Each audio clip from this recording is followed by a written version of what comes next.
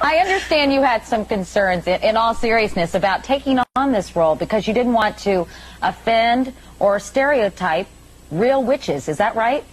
I didn't. I mean, you know, at the risk of having America roll their eyes, I just feel supportive of all groups, you know, whether they're women's groups or gay groups or racial groups. And I know that there are groups of witches out there. I mean, I'm not a witch. I don't know any personally. But when I read the script, I thought, this is really perpetuating a stereotype about an evil, ugly witch. And I know that there are groups of really strong women who sort of bond together with and are very spiritual and powerful. And I didn't want to be part of, you know, perpetuating that myth.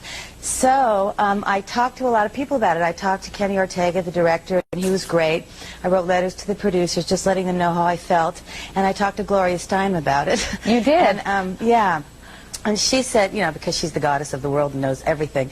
And she said that the interesting thing was that originally some of the women who were said to be witches were healthcare workers and midwives.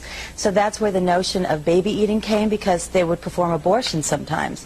And so the women would go in pregnant and come out not. And so, you know, thus the gossip about baby eating, which is of course untrue. These were just like healthcare workers.